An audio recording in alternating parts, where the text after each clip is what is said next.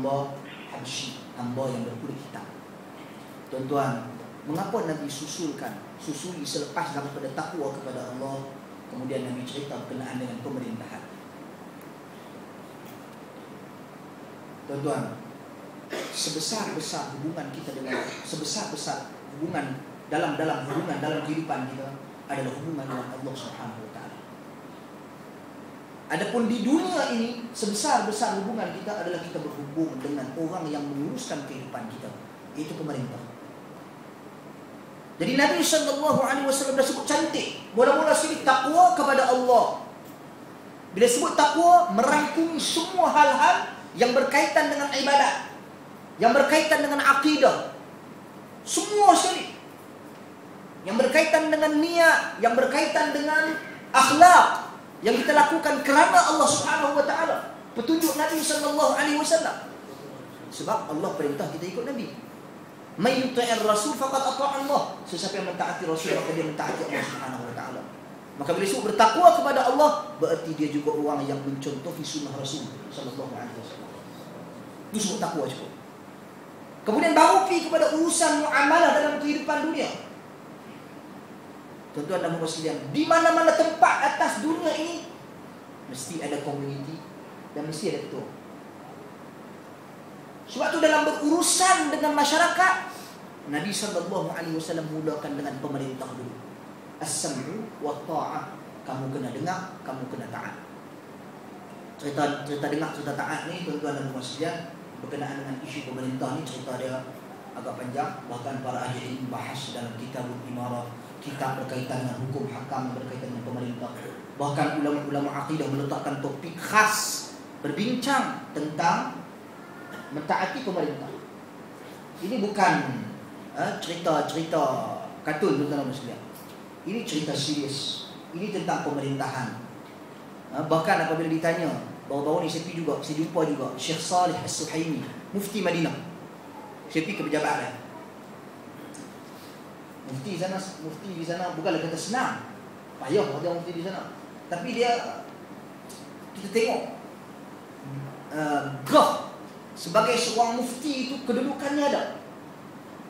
Jadual harian dia ada. Jadual harian dalam berurusan mengeluarkan fatwa kepada masyarakat itu ada. Tiap-tiap hari dia ada masa lebih kurang dalam pukul 10 sampai pukul 12 angkat telefon. Ataupun orang yang pejabat bertanya tentang fatwa. Tiap hari. Jadi kami pun ambil masa dia tu sikit, setengah jam. Saya pun ada rakam. Mungkin tak lama nanti kita akan terjemah, kita akan sebarkan untuk manfaat umum. Kerana saya bawa soalan-soalan terhadap Malaysia, soalan-soalan yang berkaitan dengan akidah, soalan-soalan berkaitan dengan manhaj, soalan-soalan berkaitan dengan isu-isu semasa dan terkini lagi hangat. Jadi saya bawa, saya pergi cari Syekh Saleh Suhaimi, tanya kepada dia. Antara topik yang saya tanya kepada dia, Syekh, pada hari ini apabila naiknya pemerintah ataupun kerajaan, sama ada naiknya kerajaan tersebut dengan cara yang zalim ataupun naiknya kerajaan tersebut bukan dengan cara undang-undang syar'i. Yakni dia naik bukan dengan cara undang-undang syar'i, yakni undang-undang yang bukan syar'i. Tuan-tuan dan puan sekalian, jadi adakah perlu kita bermuamalah dengan mereka seperti yang dituntut oleh Nabi dalam hadis? Atau oleh kerana mereka ni naik dengan cara zalim, atau mereka ni naik dengan undang-undang yang bukan syar'i, bukan Islami, berarti kita tak perlu taat kepada mereka. Berarti tidak ada lagi khalifah di atas muka bumi. Berarti tidak ada lagi imam di atas muka bumi. Syekh rahimahullah mengkritik pemikiran-pemikiran seperti ini. Kata Syekh Hafizahullah Salih As-Suhaimi, Mufti Madinah, sesungguhnya hadis Irbad jelas, kata dia. Dia baca hadis ini satu. Lagi hadis Irbad ni, walaupun kamu kena dengar, kamu kena taat, walaupun yang memerintah kamu hamba. Begitu juga hadis yang lain daripada riwayat Abu Daud, kata Nabi sallallahu alaihi wasallam, as-sam'u wa ta'ah fi ma hab wa karih. Hendaklah kamu dengar, kamu kena taat dalam perkara-perkara yang kamu suka atau kamu benci. Dan dalam hadis yang lain, wa in daraba dhahrak wa in akhadha malak, walaupun dia pukul belakang kamu, walaupun dia ambil harta benda kamu, kamu tetap kena dengar dan kena taat. Berarti zalim. Kamu kena dengar, tetap kamu kena taat. Tetapi ketaatan dan dengar itu dalam hal-hal yang ma'ruf, dalam hal-hal yang innama ta'atu fil ma'ruf, ketaatan itu dalam hal-hal yang ma'ruf. Jadi orang yang naik kerana kezalimannya, orang yang naik kerana mempraktikkan undang-undang yang bukan Islami, maka sebenarnya dia adalah pemerintah yang tetap sah. Sebab padanya ada kekuasaan. Itu adalah penilaian yang sebenar. Dalam topik dibahaskan oleh ulama-ulama fiqh, dia panggil bab al-imam al-mutaghallib. Imam yang pemerintah yang dia menguasai ataupun dia menjatuhkan pemerintah sebelumnya, walaupun bukan dengan cara syar'i. Tetap kena dengar, tetap kena taat. Tetapi dalam hal-hal yang mungkar, dalam hal-hal yang mungkar, kita diharamkan mentaati mereka. Sekiranya mereka suruh kita, hampir minum arak, buat perkara-perkara yang mungkar, maka haram bagi kita mentaati mereka. Pada masa yang sama, sekiranya mereka tak menyuruh kita buat benda mungkar, tetapi mereka melakukan kemungkaran, Ahli Sunnah wal Jamaah mengajar kita, memberikan kepada kita guideline, metodologi, cara untuk kita menasihati dan menegur kebenaran. Ini dibahaskan dalam banyak hadis dalam Muslim, hadis Usama bin Zaid, hadis hadis Iman arada an yansah li sultan fala yubdi alaniyah. Siapa yang nak nasihati pemerintah jangan dinasihat secara terang-terang dan sebagainya.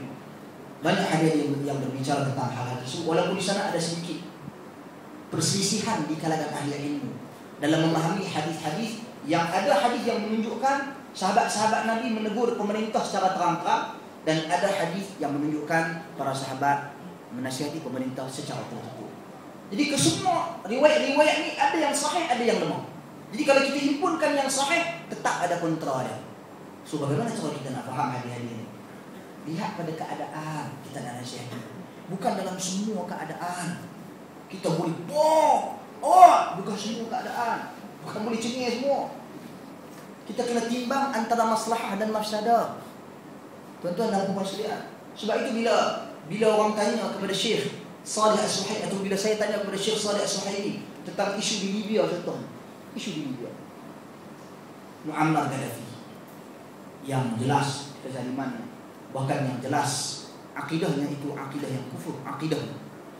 Tuan-tuan dan puan sekalian, fatwa para ahli ilmu tentang akidah Muammar Gaddafi ini dah lama dah, bukan baru 2-3 hari ini ya. Tetapi adakah bererti boleh kita menghalalkan darah dia? Tak boleh.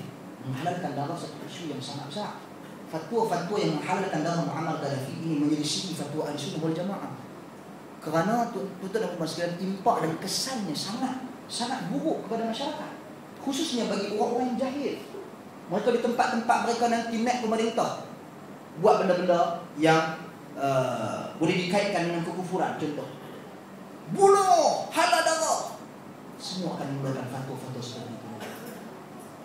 Jadi di mana keamanan yang kita semua impikan, tuan-tuan dan puan sekalian? Jadi para ahli ilmu, para ulama ini sangat berhati-hati dalam mengeluarkan fatwa. Sebab itu kata Syekh Salih As-Suhaimi, aku beriktikad bahawasanya akidah Muammar Gaddafi ini akidahnya akidah yang batil, kufur.